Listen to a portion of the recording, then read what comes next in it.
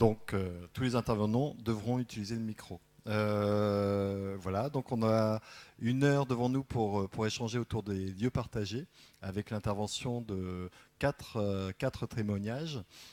Monsieur Raphaël Madi, qu'on voit qu'il lui ne peut nous voir, donc il aura la surprise de découvrir nos visages sur YouTube s'il le souhaite.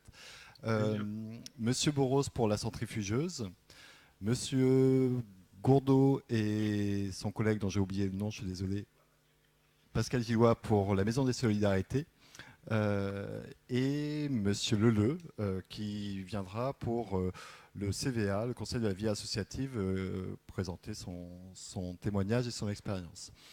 Ça va se dérouler en 2 temps. Un premier temps où les 5 personnes vont pouvoir répondre aux questions, mais sans intervention des participants, de manière à ce qu'on ait le temps d'échanger. Dans un deuxième temps où, en fonction de ce qui aura été dit, vous pourrez rebondir sur les interventions des uns et des autres. Voilà. Sur ce premier temps de questionnement, je vous propose, dans chacun son tour, que vous puissiez vous exprimer quelques minutes sur la genèse du projet. Vous avez mis en place des lieux partagés. Quelle est la genèse du projet? Comment il a été pensé?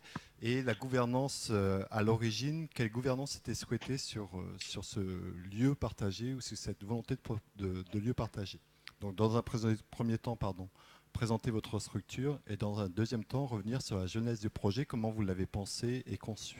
Alors, je ne sais pas à qui je passe la parole en premier. Peut-être monsieur Maki, si j'écorche pas votre nom. Madi, pardon. Ah, Madi, oui. Donc, sur la genèse de votre projet, et effectivement, pour construire un lieu partagé, comment vous avez envisagé la gouvernance à l'origine? Alors, euh, donc bonjour à tous. Merci de nous laisser la possibilité d'intervenir et de témoigner de l'expérience rennaise. Alors, donc moi, je suis Raphaël Madi, je suis un des coordinateurs à la Maison des Associations. Alors, l'histoire de la Maison des Associations à Rennes est très riche. Elle a plusieurs décennies d'historique, de vécu, avec des hauts et des bas. Et récemment, c'est-à-dire il y a 4 ans, il y avait la nécessité de rénover, de mettre aux normes un bâtiment de 4000 m², donc qui est celui de la Maison des Associations, et je dirais qui arrivait en fin de cycle, en fin de cycle. Ah, C'est-à-dire qu'on sentait bien qu'un projet structurant était passé par là. Alors, à ce titre, on a profité donc l'association Bug et puis d'autres acteurs, avec l'appui du mouvement associatif rennais évidemment, et la complicité constructive de la ville de Rennes, pour profiter de ces travaux pour proposer un projet structurant. Alors, on s'est beaucoup inspiré des tiers-lieux qui, à l'époque, foisonnaient. Notamment au Canada, au Québec, aux États-Unis, c'est-à-dire le tiers-lieu, c'est un petit peu l'illustration de mon intervention aujourd'hui, c'est-à-dire qu'il y a des frontières un peu plus poreuses entre le travail et la maison, c'est-à-dire voilà, ça correspond par exemple à l'émergence de beaucoup d'espaces de coworking. Alors, non pas parce que c'était la mode aux États-Unis, mais surtout parce qu'on sentait que c'était un besoin. Ça veut dire qu'il y avait des nouvelles formes de médiation et d'animation à inventer. Et nous avons profité de ces travaux-là pour proposer un nouveau, un nouveau projet d'animation autour de la Maison des Associations, en incluant l'observatoire, donc la gestion des données, en essayant d'objectiver aussi, puisqu'il y a beaucoup d'associations à Rennes et dans beaucoup de villes et en France, mais à l'époque, on avait du mal à objectiver, à avoir des éléments concrets comme on pouvait les avoir pour les entreprises. À côté de ça, on a renforcé toute la dimension accompagnement des associations, ce qu'on est toujours en train de faire, c'est-à-dire que de jour en jour, nos outils évoluent. On a mis en place également un espace de coworking avec une pépinière d'association, c'est-à-dire que l'idée de la pépinière, c'était pendant de 6 à 18 mois, c'est d'incuber, alors un mot très à la mode, des projets qui ont un fort potentiel de développement et de leur donner des moyens à disposition pour pouvoir se développer rapidement. Un petit peu sur la logique des startups, on va dire, sur la logique du startup non lucrative. Voilà. puisqu'on a aussi constaté, petite parenthèse, que de plus en plus, le statut associatif enfin, je ne vais pas dire utilisé, parce que les gens qui créent des entreprises associatives à but non lucratif sont des gens qui sont des militants.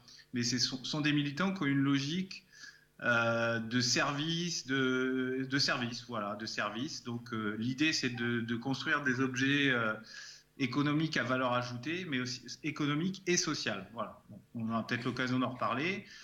Donc, toute la question aussi de ce projet-là, c'était puisque historiquement, à la Maison des Assos, beaucoup d'associations et d'opérateurs occupaient les lieux, mais de façon très cloisonnée. C'était devenu un lieu plutôt support, en fait, un lieu d'hébergement. Donc, alors que la valeur ajoutée d'une maison des associations, de notre point de vue, elle n'est pas exclusivement dans les murs.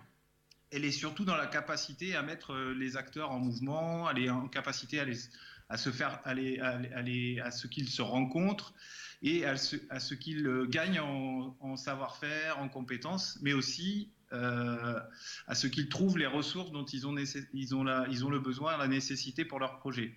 Donc on a travaillé une gouvernance, c'est-à-dire le postulat, c'était de dire nous allons travailler ensemble sur un projet avec des structures qui ont des identités et je dirais presque des enjeux différents. Donc aujourd'hui, dans l'instance de gouvernance de la Maison des Associations, nous avons France Bénévolat, nous avons l'association Bug que je représente, nous avons la ville de Rennes, nous avons Cité Dia, qui est une société d'économie mixte qui, elle, gère la partie location de salles, maintenance et sécurité du bâtiment. Nous avons une radio associative, Canal B, et nous avons le mouvement associatif Rennais. Et récemment est entrée l'association Écosynergie, qui est une plateforme de mise en lien entre demandeurs associatifs et de l'économie sociale et solidaire sur des produits et des entreprises. Donc Écosynergie est une plateforme de négociation de prix et de mutualisation d'achats. Voilà. Donc l'idée, c'était vraiment de travailler sur la maison des associations comme pôle ressources dans tous les sens du terme pour les associations et également d'essayer autant que possible d'être agile. C'est-à-dire que le cadre évolue énormément. Enfin, le cadre, je veux dire, les associations, les bénévoles, le contexte social évolue. Pour nous, et c'est important de travailler sur une forme d'agilité. Ça veut dire essayer autant que possible de s'adapter aux besoins, d'expérimenter, de tenter des nouvelles choses. Alors, je suis désolé, je vous remercie pour l'intervention, mais je vais être obligé de passer la parole aux autres intervenants et on va revenir après sur les différentes présentations des structures pour pouvoir affiner un petit peu. Parce que sinon, effectivement, on ne va pas pouvoir passer en relais Vous avez raison, je suis aussi parfois dans le rôle que vous occupez et c'est parfois un petit peu ingrat, mais il faut s'en tenir, hein, pas de problème. Donc, le parti pris, c'est le dialogue et nous construisons progressivement cette identité entre les différentes structures qui n'était pas naturelle en fait, qui n'est pas naturelle, donc qui se construit. Et là, un des enjeux sur les prochaines années, c'est le côté hors les murs. Voilà, c'est-à-dire porter le même niveau de service dans les quartiers, dans les autres territoires. Parce que quartier, pour moi, c'est un terme un peu galvaudé. Je dirais dans les autres territoires de la ville de Rennes, puisque la maison des associations est située à une position plutôt centrale. Voilà. Alors, on pourrait revenir sur la deuxième partie des questions, puisque là, on est sur la genèse du projet, puis la construction un peu historique, et puis les objectifs en termes de gouvernance qui ont été mis en place. Et dans la deuxième phase de questions, on sera plus justement sur la perspective, les difficultés rencontrées et comment faire pour les dépasser à court ou moyen terme. Je passe la parole à Monsieur Boros pour la centrifugeuse, et puis même question sur effectivement la genèse du projet et quelles modalités, enfin, la nature du projet aussi et les modalités de gouvernance qui ont été mises en place. Bonjour, bonjour à tous. Je suis donc François Boros, président de la Centrifugeuse, une association, j'ai envie de dire aussi citoyenne. Voilà. La genèse de ce projet, c'était en fait le manque de locaux pour travailler. Moi-même, je suis artiste, et puis on s'est réunis en fait à plusieurs artistes au bout d'un moment en fait, suite à une réunion politique qui a mal tourné, on va dire. Enfin en tout cas pour moi, dans ma tête. À force de taper à la porte de la collectivité pour demander un lieu pour travailler, à force d'être plusieurs et d'avoir des refus, ou en tout cas de voir que l'institution était incapable de répondre à cette demande, à ce manque, nous nous sommes réunis et nous avons défoncé la porte d'une école. Voilà, je vais faire assez vite, hein, donc ça va être un peu brutal peut-être. On a défoncé la porte d'une école, mais avant, en amont, on s'est réunis en disant qu'est-ce qu'on va faire? Est-ce qu'on va juste partager des mètres carrés ensemble? Qu'est-ce qu'on fait? Voilà, qu'est-ce qu'on fait ensemble? Et donc rapidement, on a mis des piliers en place. On s'est dit qu'on allait mutualiser, qu'on allait échanger, qu'on allait faire, qu'on avait envie en fait de travailler avec l'économie sociale et solidaire, le développement durable. Voilà, donc on s'est dit sur un lieu qu'on ne connaissait pas encore, on va peut-être faire une crèche. Avec nos métiers, on a besoin aussi de faire garder nos enfants parce qu'on rentre à pas d'heure. Enfin voilà, on s'est dit tiens, on fera une crèche alternative, on fera une AMAP, pourquoi pas, voilà, enfin des choses comme ça, qui étaient en dehors de notre champ, on va dire, d'activité principale, l'art et la culture. Et puis on s'est dit on va être dans un quartier et on a envie de partager, en tout cas d'ouvrir, que ce soit pas une tour d'ivoire comme ça l'est souvent. Que ce soit perméable et qu'on construise avec les habitants, ou en tout cas qu'on échange, voilà, que ce ne soit pas juste des choses qu'on montre, qu'on soit juste le jour J au tenté, voilà, on montre ce qu'on a fait, ce qu'on a créé, et puis après, hop, il n'y a plus personne, on rentre chez nous, et puis voilà. Non, c'était pas du tout le propos. Alors, à la base, il n'y avait pas de construction avec les habitants, ce sont des artistes qui se sont réunis. Voilà. Et quand on a défoncé la porte de l'école, Robert Desnos à la Folie Couvre-Chef, il y avait déjà 2 équipes qui partaient dans le quartier avec des tracts. Justement, on avait installé un stand avec du café, des viennoiseries. Ça s'est passé le dimanche 11 novembre. Donc c'était tôt le matin, on va dire. Et on a installé une petite table avec café, viennoiserie et tout ça. Et donc 2 équipes partaient tracter pendant qu'on défonçait la porte pour dire, voilà, on arrive chez vous. Est-ce qu'on est les bienvenus? Est-ce qu'on peut se présenter? Est-ce qu'on peut... voilà ce nous, on a envie de faire. On a envie d'avoir un lieu de travail dans un lieu public. Et est-ce qu'on peut échanger? Est-ce qu'on peut... Enfin, on est chez vous, vous êtes chez vous. Est-ce qu'on est bienvenu chez vous? Comment on fait? Voilà. C'était ça le but. Voilà.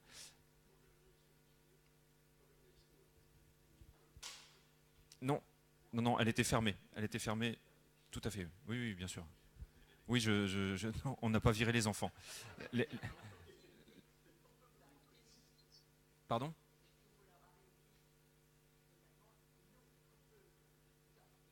Ben, tout à fait. Donc, en fait, oui.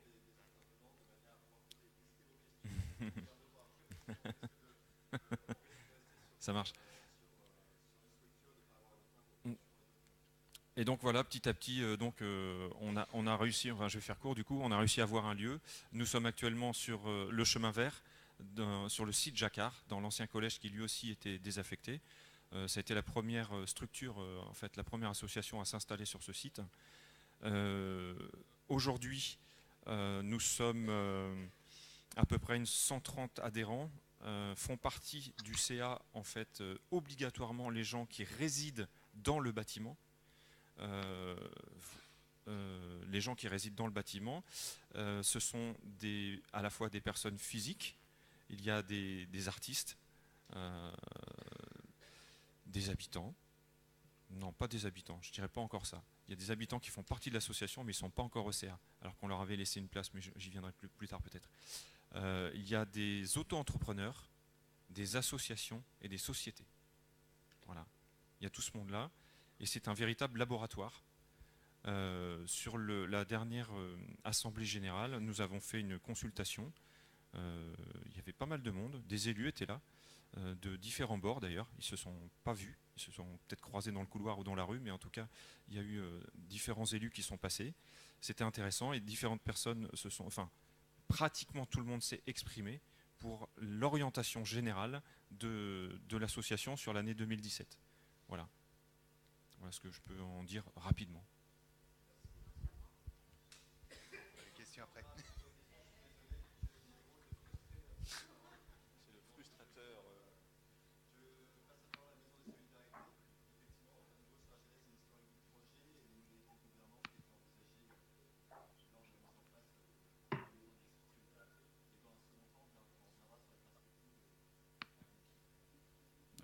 La Maison de la Solidarité, c'est une initiative de la société civile, privée, hein, qui a été maturée entre 2005 et 2007. Donc la maison a maintenant 10 ans, 11 ans bientôt. C'est d'abord la volonté de deux mouvements, celui qui était porté par l'ARDES, l'Association régionale pour le développement de l'économie solidaire, et celui qui était porté par le CITIM et l'ASTI autour de la solidarité internationale, de se retrouver pour faire cause commune dans un certain nombre de projets à monter ensemble. C'est donc une démarche un peu politique qui était de dire comment on peut être plus fort, puisqu'on a à peu près les mêmes enjeux de volonté de changement de la société, de lutte de lutte pour une plus grande justice sociale et justice écologique ici en Normandie et ailleurs dans le monde. Donc c'est un peu la base du travail, c'est comment on se réunit ensemble pour faire valoir un certain nombre de principes et de valeurs et donc de pouvoir acter des actions à dimension politique. L'autre enjeu, c'était qu'on était devant une nécessité d'élargissement des locaux pour l'ARDES et puis de trouver des locaux pour le CITIM. Donc ça tombait bien, il y avait une opportunité qui faisait qu'on pouvait accélérer ensemble pour pouvoir se rejoindre. Donc ça a été le cas en 2007. On a rencontré un bailleur social qui s'appelle Caldos Habitat. Et on a une négociation très profitable avec lui qui nous a permis, sur l'année 2007, de monter en charge, c'est-à-dire d'installer une dizaine de structures qui avaient à voir avec ces deux grandes familles d'acteurs du changement social que sont les gens de l'économie solidaire et ceux de la solidarité internationale. On a été très vite 35, c'est-à-dire en gros une dizaine de locataires et puis 25 usagers ponctuels, mais toujours dans cette logique-là. Ce n'est pas une maison des assos, c'est-à-dire qu'à cet endroit-là sont amenés à nous retrouver des structures qui portent les mêmes valeurs et qui défendent le même projet de société. C'est le filtre initial à l'entrée. La rencontre avec les pouvoirs publics a eu lieu dès le début, avec la région d'un côté et la ville de Caen de l'autre, sur un enjeu de soutien public qui a été organisé autour d'un seul thème. C'est en gros, la maison de solidarité va permettre à un certain nombre de structures de pouvoir utiliser des locaux et donc quelque part de répondre et de permettre une dynamisation de la vie associative. Donc c'est la raison majeure pour laquelle la ville de Caen à l'époque, c'était Mme Le Breton, et la région, M. Duron, donc c'était une ville de droite et un conseil régional de gauche. C'était intéressant pour nous qu'il y ait un soutien de cette nature sur cette unique dimension, c'est-à-dire en gros, vous allez être support à un développement de la vie associative par le fait que vous allez pouvoir prêter des locaux qui permettront, des locaux, des armoires, enfin de la mutualisation de logistique qui permettra au monde associatif de mieux se développer sur le territoire de l'agglomération. Pour ce qui est de la gouvernance initiale et de la gouvernance actuelle, hein, si on peut peut-être faire un lot, je vais laisser la parole à mon éminent confrère. Oui, donc sur la gouvernance, je pense que ça se retrouvera peut-être aussi dans d'autres associations ou regroupements. Donc nous, on travaille en coprésidence en fin de compte. Hein. Il y a 35 associations, plus aujourd'hui effectivement le côté citoyen, c'est-à-dire qu'on a changé nos statuts en 2016 pour ouvrir le conseil d'administration aussi. On a eu une assemblée générale et je crois qu'on doit se retrouver dans avec le même problème. C'est-à-dire qu'on n'a pas aujourd'hui encore de citoyens qui participent. Donc on a un travail, je pense, de lien à faire avec ça. Donc la coprésidence, nous, elle est réalisée. Il y a 3 coprésidents qui émanent des associations qui occupent les locaux. Donc on en a 10 et avec un tiers sortant chaque année pour que tout le monde participe. Par contre, ça fait partie du contrat. C'est-à-dire que les associations qui sont occupantes, quand elles rentrent, ça fait partie du contrat. Elles savent qu'elles vont prendre à un moment donné la coprésidence. À une exception près qui est due à des statuts, mais avec un lien philosophique et politique qui correspond à la MDS, et donc on a juste une association où on sait qu'elle ne sera pas coprésidente, mais ça ne nous pose pas de problème là-dessus. Ensuite, on a à l'échelon en dessous, on a des groupes de travail sur différents sujets. Ça peut être l'aménagement au niveau de la MDS. On a un café citoyen, par exemple, aussi. Donc, on a un groupe de travail qui travaille sur l'épicerie, la vente de produits ou des choses comme ça, Voilà, et les groupes, ça évolue aussi par rapport au cheminement de l'association. Donc voilà, il y a des choses que je saute parce qu'on n'a pas le temps. Ce qui est très important, c'est qu'on s'aperçoit qu'on n'a quasiment pas de prise de décision au vote, en fin de compte.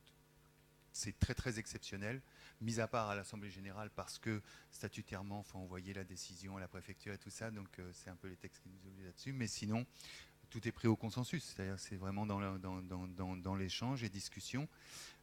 Et ce qui montre que c'est... On parlait du temps tout à l'heure, en plénière, et effectivement, ça demande du temps. C'est-à-dire que ce système de démocratie demande plus de temps que d'habitude, puisque les échanges doivent être plus longs pour convaincre, pas froisser l'autre en lui disant c'est la majorité qui a décidé, c'est comme ça et tu suis. Donc voilà. Et on a des temps aussi, c'est important dans la gouvernance, des échanges, des temps d'échanges conviviaux, qui correspondent à des associations qui vont faire une soirée, par exemple, sur leur cœur de métier ou sur un sujet de société. Et on a aussi des petites mises en place de causettes, des fois, qui sont que sur le temps du midi, puisque, effectivement, les structures, on a une cuisine où on mange ensemble, pour celles qui veulent, voilà.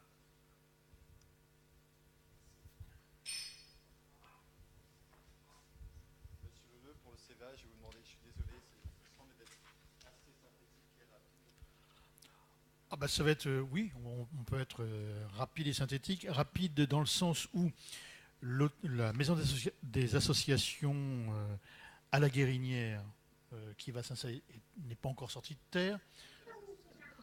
Alors oui, alors ça c'est un vrai dilemme entre hôtel et maison. Alors permettez-moi de garder mon quant à moi. Du coup, je vais toujours appeler ça Maison des associations de la Guérinière pour l'instant. Et à mon avis, on trouvera certainement quelque chose de commun dans les mois qui viennent. En tout cas, au sein du Conseil de la vie associative, enfin, plutôt, dans le cadre de cette implantation, de ce nouvel équipement, la municipalité a décidé de créer, alors je ne parle pas au nom de la municipalité, mais je vous explique, a décidé de mettre en place un travail de concertation à la fois sur l'utilisation, sur la mutualisation, puisque un certain nombre d'associations vont quitter des lieux actuels pour venir s'y installer. Donc il fallait créer une vraie concertation d'utilisation. Qui allait là-bas, quels étaient les endroits sur la ville de Caen qui allaient fermer, etc. Donc il y a pas mal de choses comme ça. Un deuxième groupe de travail qui est en train de travailler, alors c'est celui dont je pourrais vous parler, c'est comment on va s'emparer de ce lieu, qu'est-ce qu'il va y avoir dedans. Et puis un troisième groupe, c'est comment cet équipement lourd, important, s'installant à la Guérinière, va considérer son installation sur le territoire et comment le territoire va faire corps avec cet équipement. Donc voilà, alors nous on arrive, l'équipement, on a les plans, on a de l'information, on en a eu, et puis on a pu donner quelques avis à la marge pour faire bouger. Bon, je vous passe là-dessus. À l'heure d'aujourd'hui, pour reprendre un petit peu sur ce que les collègues ont dit, sur des projets déjà existants, une genèse, nous on est en train de vraiment de co-construire et de coproduire. Et je reviens sur ce qu'on disait ce matin, parce que c'était vraiment le lien.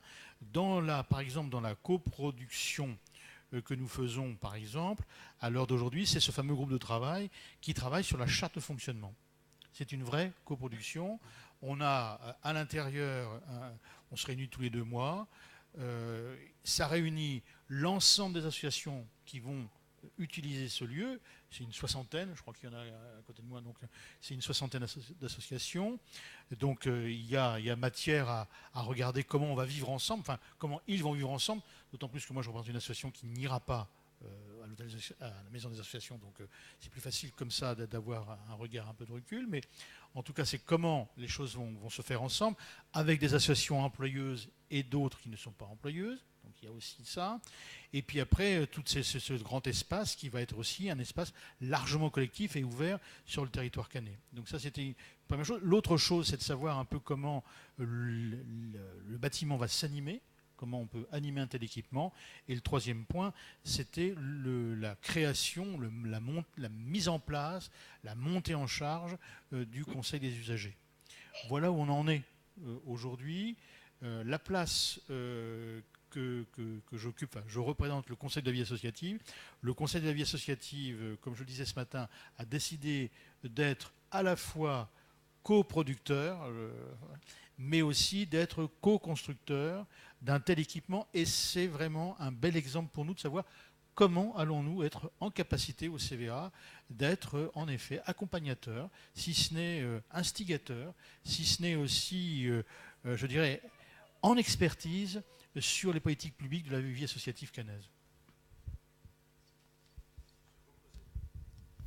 Une nouvelle question aux intervenants, et à nouveau j'insiste très rapidement, en quoi votre structure aujourd'hui peut-elle être qualifiée de lieu partagé? Alors peut-être la parole à Monsieur Mady, et effectivement la thématique de l'atelier c'est les lieux partagés. Est-ce que vous considérez aujourd'hui que votre maison des associations est un lieu partagé? Si oui, pourquoi? Ou est-ce qu'il reste des choses à travailler, à construire, à consolider de manière à ce que on puisse dire que ça soit un lieu partagé? En gros, comment vous définiriez un lieu partagé, vous? Je ne sais pas si on peut définir le lieu partagé. En tout cas, ce que je peux dire, c'est que c'est un lieu partagé, c'est une tension permanente. Ça veut dire que le partage, il est aussi lié à ce que les différents acteurs, sur l'intérêt que les différents acteurs y trouvent. Donc, et ça dépend aussi d'où on met le curseur. Pour moi, si on abandonne cette tension de lieu partagé, on va retomber dans les travers, je ne vais pas dire anthropologiques, mais quasiment naturels, du cloisonnement, j'entendais parler de l'entre-soi, de ce fameux entre-soi. Donc, nous, on a un rôle un petit peu, je dirais, de metteur en scène par rapport à tout ça. Ça veut dire qu'il faut faire du lien, il faut toujours organiser des temps qui permettent aux gens de se voir. Il y a un côté aussi récurrent, il faut créer des temps conviviaux, il faut créer des sujets communs. Alors, donc, à partir de là, à partir du moment où en effet on a une gouvernance avec des acteurs qui sont de différentes, on va dire, différentes sensibilités, identités, et pour lequel on a un objectif effectivement de construire un outil partagé, parce qu'il n'est jamais terminé, il n'est jamais fini l'outil partagé, c'est un processus. Oui, on peut considérer que la maison des associations tend vers le partage. Et puis, il y a tous les éléments aussi d'interaction avec les usagers, avec les citoyens, avec les habitants. On organise des cafés associatifs, on organise beaucoup de temps d'échange, d'animation où ils viennent exprimer leurs besoins. En fait, c'est ce dialogue-là. Le partage, pour moi, c'est un outil qui permet de construire des solutions et surtout d'être agile. C'est ce que j'ai dit. C'est-à-dire que une maison des assos, c'est pas une forme finie, c'est pas quelque chose de donné définitivement et de manière intangible. C'est quelque chose qui doit évoluer à la mesure du pouls des associations. Et pour prendre ce pouls-là, en effet, il faut partager les idées, faut être une sorte de passeur d'idées et c'est notre rôle en tant qu'association, corps intermédiaire entre les associations. Alors, pas toutes les assos, c'est difficile d'être exhaustif, mais une bonne partie des associations rennaises et je dirais les pouvoirs publics, les politiques, les aider aussi à faire de la prospective et à bien cerner des enjeux. Voilà. Donc je ne sais pas si j'ai répondu à la question, mais... Tout à fait. Donc en tout cas, moi ce que j'ai retenu, c'est effectivement que le lieu partagé pour vous était un processus constant et puis à géométrie variable et qui peut évoluer dans le temps en fonction des acteurs qui sont autour de la table et qui mérite d'être nourri tous les jours de manière à pouvoir continuer d'exister, se modifier, se transformer et être en adéquation avec les structures les usagers, les habitants qui sont en lien avec la maison des associations. Je ne sais pas si j'ai... Voilà, idéalement. Alors après, je rajoute quand même un élément, c'est que justement, on a voulu casser cet entre-soi. On est avec des structures qu'on est vraiment des identités très différentes. Et c'est le plus difficile, en fait. C'est un moment où on se retrouve avec des gens qui viennent d'un peu partout, qui se disent c'est quoi mon intérêt dans une maison des assos? Et ça se construit aussi au fur et à mesure, avec des degrés différents. Voilà. Merci. Par rapport à la problématique de faire se rencontrer effectivement des entités, des individus, des compétences, des parcours et puis aussi des objectifs et des volontés différentes. Pour les autres structures, est-ce que ça, pour vous, la Centrie, la Maison des Solidarités ou la future Maison des Associations 2, qu'est-ce qui Qu'est-ce qui est pour vous un lieu partagé et qu'est-ce qui, voilà, si vous avez des compléments à apporter à ce que Monsieur Madi a pu évoquer. Oui, moi, ce que je trouve intéressant à la MDS, c'est effectivement qu'est-ce qu'on appelle lieu partagé. Est-ce que c'est un lieu partagé par les adhérents uniquement et ceux qui vivent là?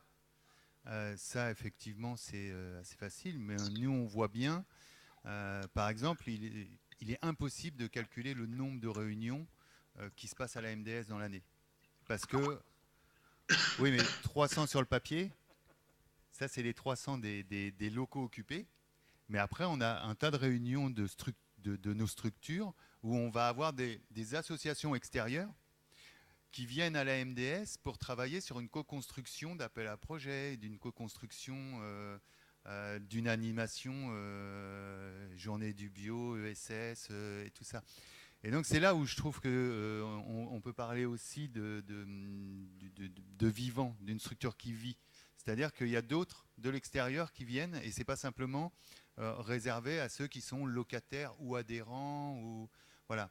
Et puis le fait aussi qu'on ait mis au mois de septembre 2016 en place un café associatif où on ouvre là pour le coup encore plus sur le citoyen. Juste quand même, ce qu'on a vu sur 10 ans, c'est une montée en charge de la notion du concept de coopération. Et je pense qu'on est assez proche dorénavant de ce qui s'appelle des pôles de coopération économique, pôles locaux PTCE, hein, qui est le truc qui a été à la mode il y a quelques temps, mais qu'on a un peu oublié, où là on est dans une co-construction progressive de rapports économiques entre les membres de la MDS. Ça c'est très important, c'est très consolidant, c'est très enrichissant, et ça permet aux structures, de par le fait qu'elles sont dans un lieu partagé et qu'elles mutualisent, de transcender cette mutualisation logistique pour organiser des complémentarités d'actions, d'activités. Et on a mis du temps à faire ça. Je ne sais pas ça a à voir avec l'évolution d'une culture commune. Et ça, c'est pas gagné. C'est pas parce qu'on met des structures à Rennes, à Caen, ensemble, qu'elles vont produire obligatoirement ce genre de démarche. C'est un cheminement. C'est lié aussi à des formes de complémentarité. On a eu la chance peut-être d'organiser, de faire que les structures qui sont rentrées dans la MDS n'étaient pas sur le même champ, donc on va dire très trivialement sur le même marché. Et donc on a pu créer des synergies entre des gens qui travaillent autour de l'alimentaire, des gens qui travaillent autour de l'éducation populaire, et on a pu organiser comme ça progressivement des activités qui permettent donc à ces structures d'évoluer favorablement. La dernière étape là, de cette forme de coopération, c'est celle qui fait qu'au bout de 10 ans, donc on voit bien que le chemin est long et que ce n'est pas du tout systématique, on est actuellement en train de travailler collectivement au service du projet global de la MDS. C'est la première fois depuis 1 an et demi qu'on a créé des emplois et qu'on a mis en place des activités qui sont portées par tous au service de tous. Ce qui est une autre étape dans le cheminement de ces formes de coopération.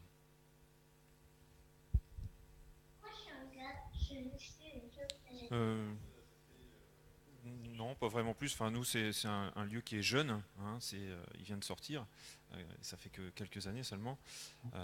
Demain, il y a notre temps fort. C'est un gros festival qu'on organise avec les associations qui sont aussi sur le même site. Il y a plusieurs associations sur le site Jacquard, sur l'ancien collège.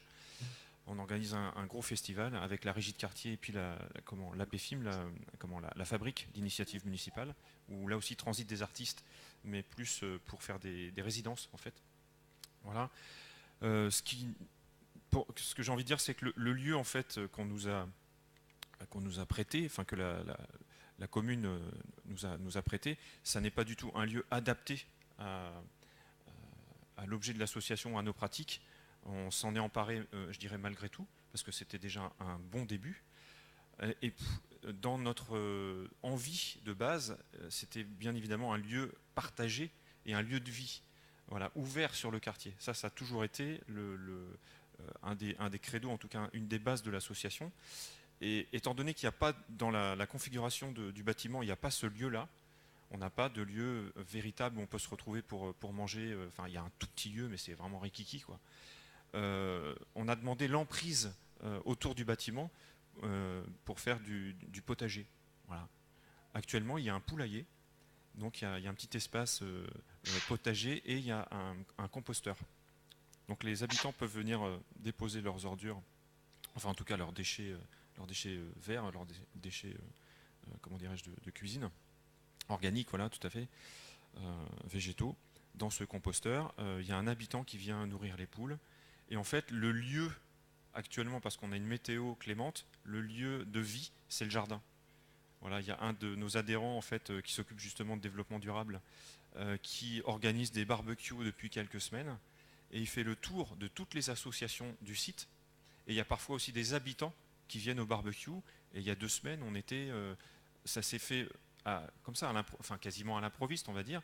Il fait le tour de tout le monde. On s'est retrouvé à 30 dans le jardin, à sortir les tables, les chaises et à discuter avec des gens qu'on ne connaissait pas, qu'on apprend à connaître. Et puis des habitants qui, par l'odeur alléchée des quelques merguez sur le feu, commencent à se dire mais qu'est-ce qui se passe par là, et qui viennent s'asseoir, voilà, avec une petite participation modique. On découvre, on parle, on échange, et c'est un bon début, mais pour l'instant la météo est clémente, voilà. Et c'est à l'extérieur. À l'avenir, le lieu sera détruit. C'est un laboratoire, hein, c'est un véritable laboratoire, là, la centrifugeuse. On sait que le lieu sera détruit, on l'a pris quand même. Sous 5 ans, tout le lieu sera détruit. Et on parle déjà, enfin en tout cas les élus se sont prononcés verbalement en tout cas et publiquement pour un nouveau lieu. Et nous espérons véritablement le co-construire. Voilà. Donc pour l'instant, on sent que de la part de la municipalité, il y a des peurs. La peur, c'est qu'on grossisse et qu'on prenne de plus en plus de surface. Et je pense que derrière, forcément, il y a le tiroir caisse et puis il y a le chiffre que ça va coûter au mètre carré. Et nous espérons justement parler de ces freins. Qu'est-ce qui freine? Est-ce que c'est le fait qu'on s'étende? Est-ce que c'est le fait que ça coûte cher? Ou autre chose? Voilà. Enfin, nous, on parlera de ça et j'espère qu'il y aura de plus en plus d'habitants, en tout cas, et même dans le CA, parce que pour l'instant, ils sont là, il y en a certains qui adhèrent. On en croise de plus en plus et j'espère qu'ils vont remonter jusqu'au CA et qu'on fera en sorte qu'ils soient là pour décider de ce lieu. Merci beaucoup pour vos éclairages. Donc il nous reste un quart d'heure où les participants peuvent interroger qui le souhaitent sur effectivement la notion de lieu partagé et puis ce que vous avez pu évoquer, la difficulté ou les contraintes dans la mise en œuvre, le fait que ça soit quelque chose de complexe et de polymorphe qui évolue constamment, comment les uns et les autres s'adaptent par rapport à ça. Voilà. La parole est à vous et on essaiera de se garder quelques minutes avant la fin de l'atelier de manière à pouvoir le synthétiser pour revenir en plénière avec 2-3 constats partagés et 2-3 questions à évoquer en plénière. Je vous laisse le micro. Je voulais savoir, votre adhérence est de combien? L'adhésion.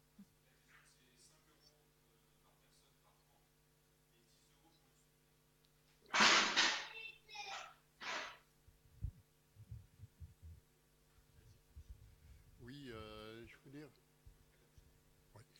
revenir guerritaire, donc Crépin, donc je laisserai à ma présidente la présentation de notre association, bien sûr.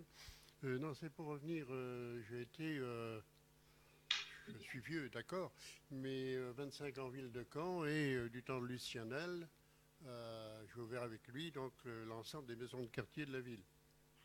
Donc les maisons de quartier, dont, pour revenir à mon ami Ledu, sur le plan, disons, du fonctionnement de ces maisons de quartier, là, bon, on en reparlera tous les deux si ça ne vous dérange pas, pour voir, on avait des règlements intérieurs établis du temps de Lucien, on avait ça, le Breton les a repris par la suite, et donc le tout, c'est de les mettre au goût du jour en fonction de l'évolution sociétale, à mon avis.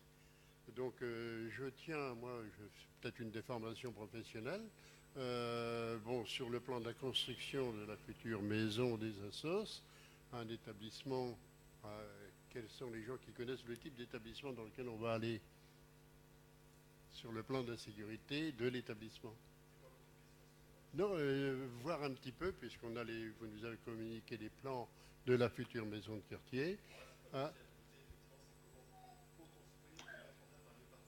Ben oui, et justement, il y a quand même le respect en tant qu'établissement de type EL de certaines règles. Donc là, il faut impérativement les respecter. Hein. Je vais tout à fait dans ton sens. Et là, ben, je communiquerai, si vous le permettez, des documents et reprendre aussi, notamment pour les maisons de quartier, mais également, donc on avait mis en place un règlement concernant les sites ouverts, hein, notamment donc et là on peut s'en inspirer pour faire quelque chose de tout à fait crédible en fonction de l'époque actuelle. Effectivement, excusez-moi. Après cette demi-journée d'études, on aura une base de données partagée où chacun pourra abonder avec les documents qui lui semblent nécessaires, utiles et pertinents de diffuser à l'ensemble des participants de cette demi-journée. Cédric, tu voulais... Bon. Oui. Bonjour, Cédric Marchaland, directeur de la régie de quartier Chemin Vert à Caen.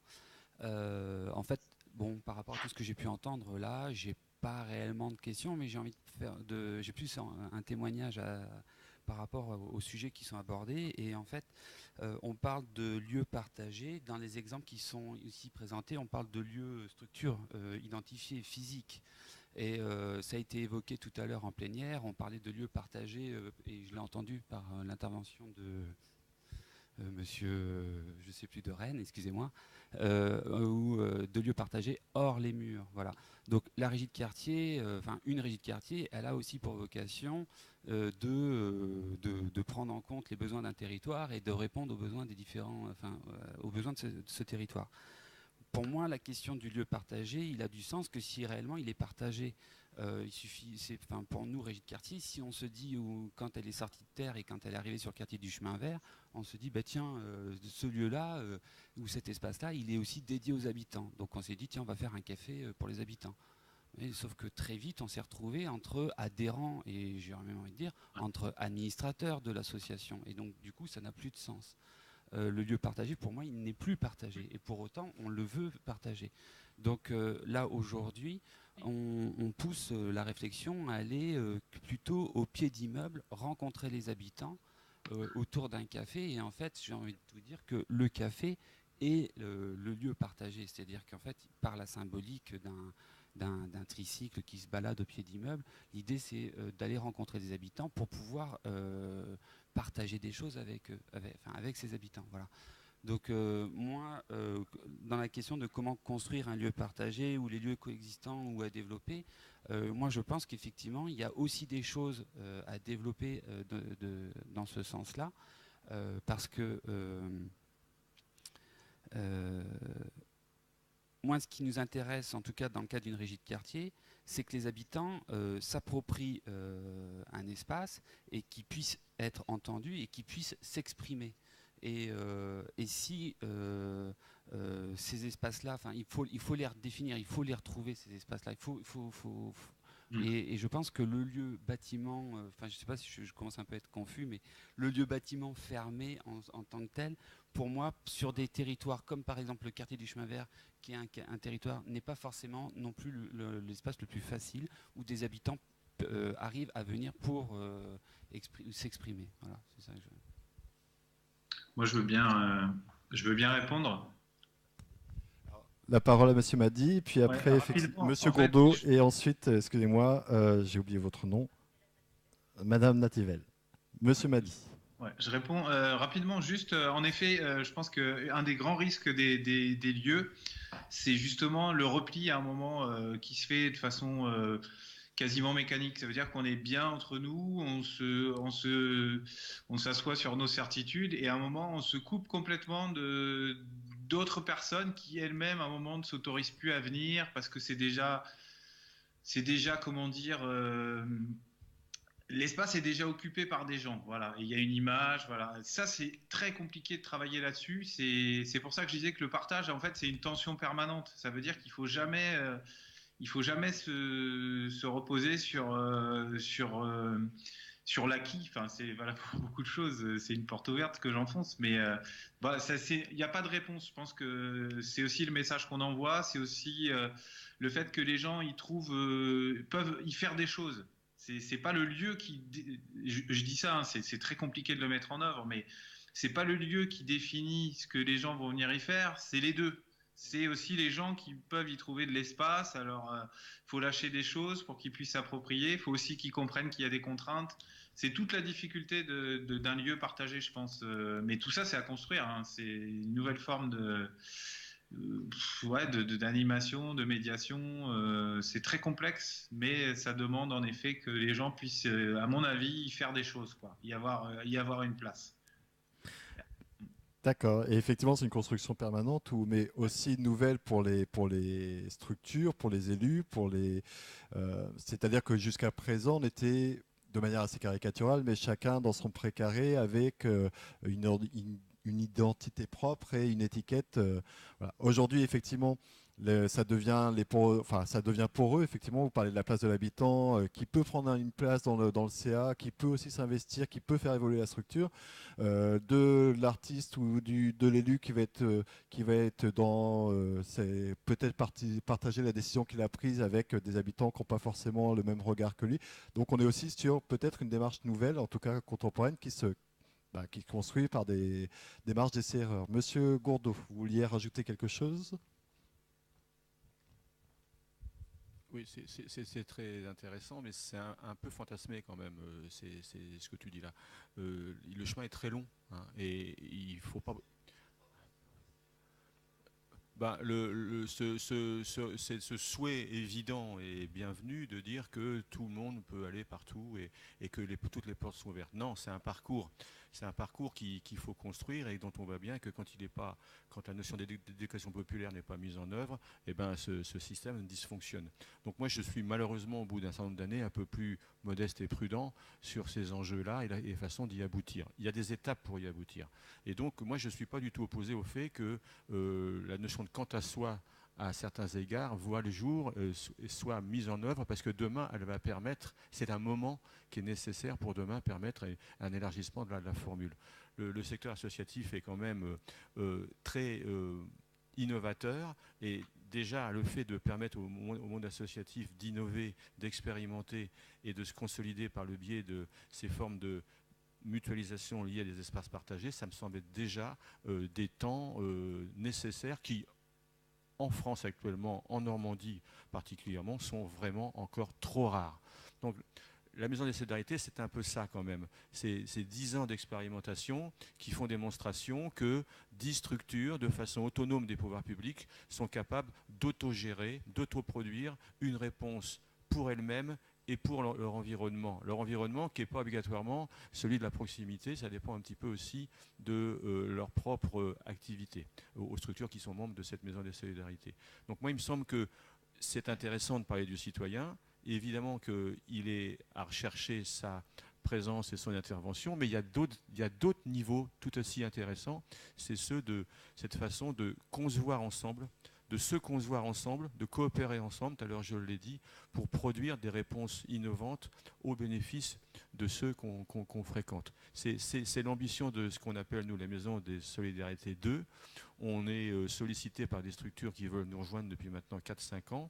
On est en négociation actuellement avec le bailleur social, qui est notre propriétaire, Calos Habitat. On va formellement, on va passer de 400 mètres carrés à 1200 normalement dans les 2 ans qui viennent, et on va continuer à penser la proposition sur 3 enjeux. Hébergement de structures de développement, le Crépan par exemple, le Graine, enfin on voit bien à peu près nous à quoi ça correspond. Ouverture à des structures qui rencontrent des publics, hein. Actuellement, la Maison des Solidarités, c'est 1000 personnes qui passent par an, c'est peut-être pas beaucoup, mais c'est déjà pas mal. 1000 personnes autres que les salariés administrateurs. Donc continuer à travailler sur la notion d'accueil de structures à caractère social. On pense au planning, on pense à des gens autour de Médecins du Monde, peut-être, enfin on a des liens qui sont envisagés, et puis inaugurer ou confirmer l'idée qu'un lieu, c'est aussi un lieu de consommation éthique, et donc on va sans doute se mettre en lien avec des entreprises qui vont, j'espère, nous permettre, avec ces 3 entrées, de produire une nouvelle expérimentation plus importante. Et notre souhait, c'est quelle est la place de la collectivité locale dans ce projet. Pour l'instant, il faut avouer qu'elle n'existe pas. Donc, moi, si dans cette journée, dans cette matinée sur l'éco-construction, je pense qu'on est un petit peu ici en déficit de production collective. Pourquoi ? Parce que actuellement, les collectivités territoriales, les élus sont en grande difficulté pour se mettre au service d'un projet qui n'est pas porté par leurs soins. Cette étape n'est pas franchie. En gros, on voit bien qu'on crée un hôtel ou une maison des associations, ça rentre dans le cadre d'une politique publique. Quand on est sur une expérimentation réussie comme celle de la MDS, qui veut élargir et qui va servir le territoire, on voit bien la difficulté qu'ont les pouvoirs publics à s'impliquer, parce que ça, c'est une culture qui est très difficile pour eux à acquérir. Je confirme. Madame Nativelle. Je voulais poser une question, mais je crois que monsieur a répondu. Ce que je voulais demander, c'est actuellement, je sais qu'il y a 50 possibilités pour 50 associations. Et maintenant, vous en êtes? D'après monsieur, ce n'est pas commencé encore.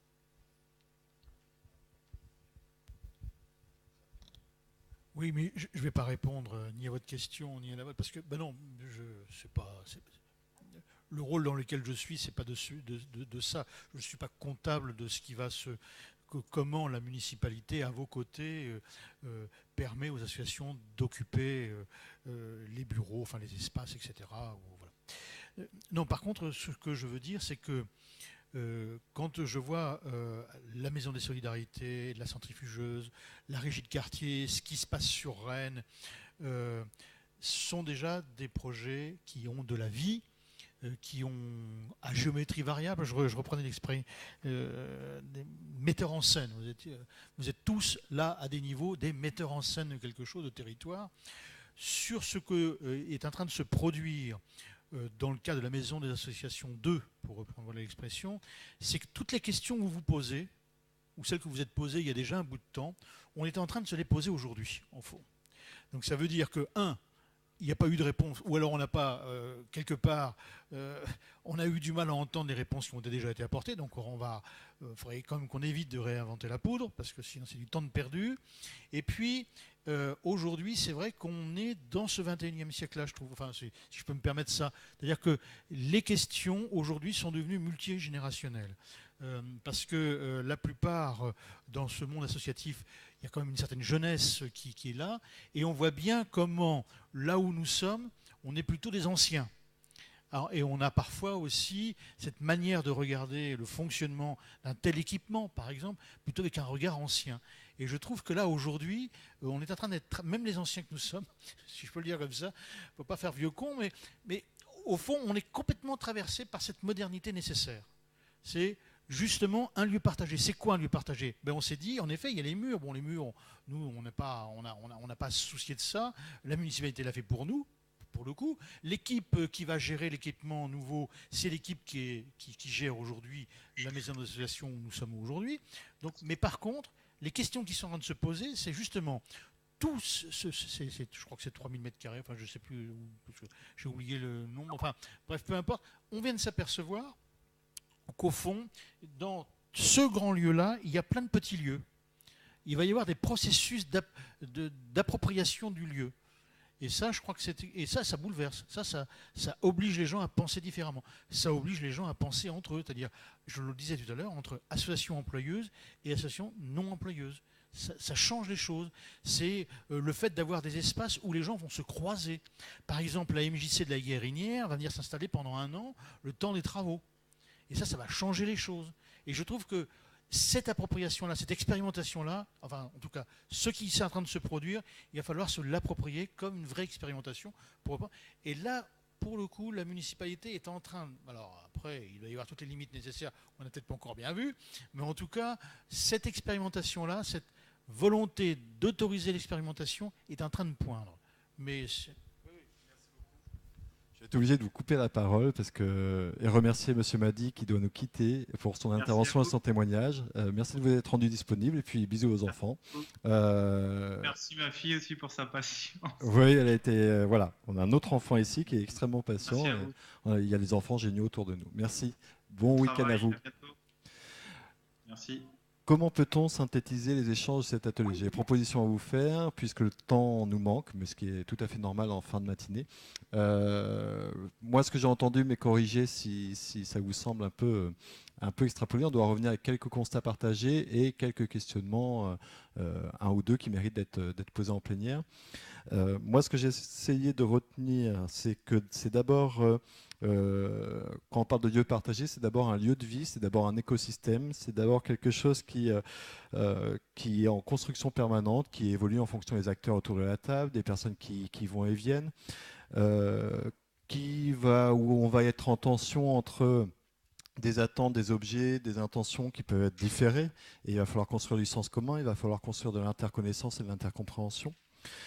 Après, donc c'est un écosystème. Ensuite, c'est aussi un laboratoire d'expérience où, là, on le disait, il y a des réponses possibles, mais a priori, il n'y a pas une solution, il n'y a pas une recette, parce que sinon, on l'appliquerait tous les uns les autres, mais il y a différentes réponses qui sont adaptées selon les acteurs ou selon les contextes.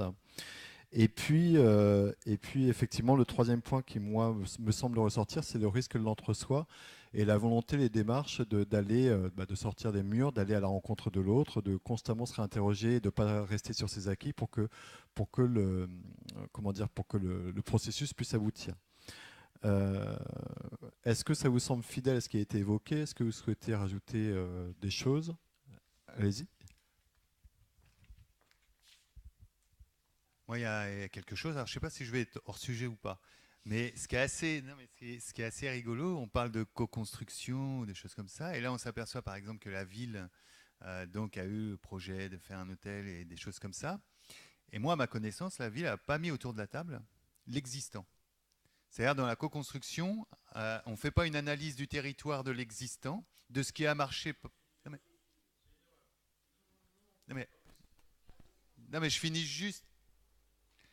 On le découpe, ce que j'entends là, c'est on découpe par quartier, donc on met, et c'est très bien, de la démocratie, les citoyens, les trucs associatifs, mais je ne sais pas si vous avez été interrogé par la ville, par exemple, sur ce qui a été créé, l'existant, ce qui marche pas, quand ils ont eu l'idée de l'hôtel. C'est ça que je parle, c'est-à-dire de interroger l'existence, en disant, voilà, vous pratiquez depuis longtemps.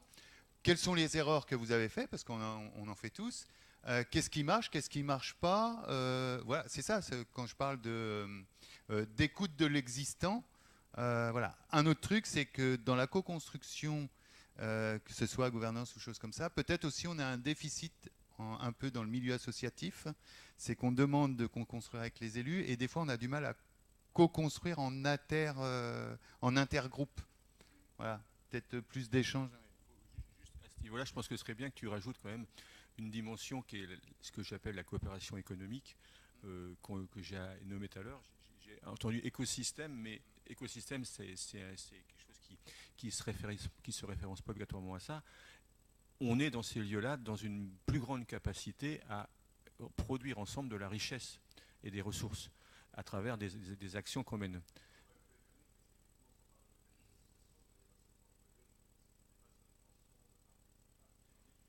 Oui, mais je ne parle pas de l'hôtel des associations. Je parle d'un lieu partagé. Oui, mais tu vois.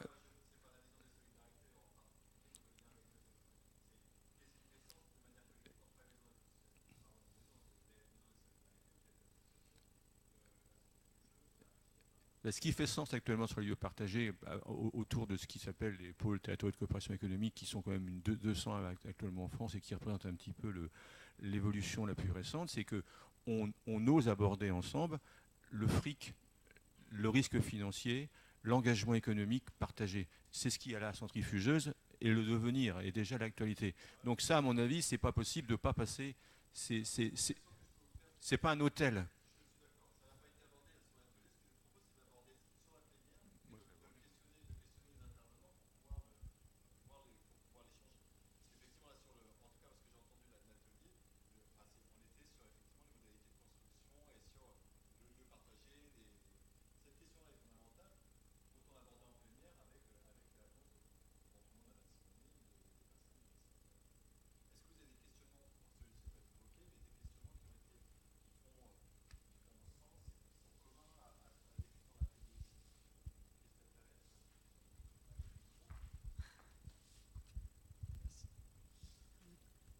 moi je voulais vous poser une question par rapport à la centrifugeuse. Comment ils ont réussi à... Oui, oui, non, mais justement, c'est par rapport aux lieux qu'ils ont investis. Est-ce qu'il y a d'autres lieux à investir sur Caen, justement, plutôt que d'en construire? Enfin, ça revient un petit peu à ce que...